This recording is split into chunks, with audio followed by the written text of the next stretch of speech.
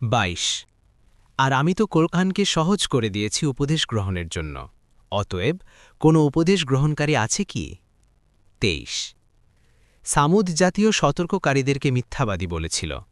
২৪ অতঃপর তারা বলেছিল, আমরা কি আমাদেরই মধ্য থেকে এক ব্যক্তির অনুসরণ করব? তাহলে নিশ্চয়ই আমরা পথভ্রষ্টতা ও উন্মত্ততার মধ্যে পড়ব। ২৫ আমাদের মধ্য থেকে কি তার উপরই উপদেশবাণী পাঠানো হয়েছে? বরং সে চরম মিথ্যাবাদী অহংকারী। ২৬ আগামী দিন তারা জানতে পারবে কে চরম মিথ্যাবাদী অহংকারী। ২৭ নিশ্চয় আমি তাদের জন্য পরীক্ষা স্বরূপ মুষ্টি পাঠাচ্ছি, অতএব তুমি তাদের ব্যাপারে অপেক্ষা করো এবং ধৈর্য ধারণ করো। ২৮ আর তাদেরকে জানিয়ে দাও যে তাদের মধ্যে পানি বন্টন সুনির্দিষ্ট, প্রত্যেকেই পালাক্রমে পানির অংশে উপস্থিত হবে। ২৯ অতঃপর তারা তাদের সাথীকে ডেকে আনল, তখন সে উষ্টিকে ধরল, তারপর হত্যা করল।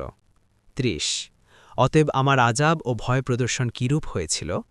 ৩১ নিশ্চয়ই আমি তাদের কাছে পাঠিয়েছিলাম এক বিকট আওয়াজ, ফলে তারা খোয়ার প্রস্তুতকারীর খণ্ডিত শুষ্ক খড়ের মতো হয়ে গেল। ৩২ আর আমি তো কোরআনকে সহজ করে দিয়েছি উপদেশ গ্রহণের জন্য, অতএব কোনো উপদেশ গ্রহণকারী আছে কি? ৩৩ লুতির কৌম সতর্ককারীদেরকে মিথ্যাবাদী বলেছিল। ৩৪ নিশ্চয়ই আমি তাদের উপর কঙ্কর ঝড় পাঠিয়েছিলাম, তবে লুত পরিবারের উপর নয়। আমি তাদেরকে শেষ রাতে নাজাত দিয়েছিলাম। ৩৫ আমার কাছ থেকে অনুগ্রহস্বরূপ, এভাবেই আমি তাকে প্রতিদান দেই যে কৃতজ্ঞ হয়।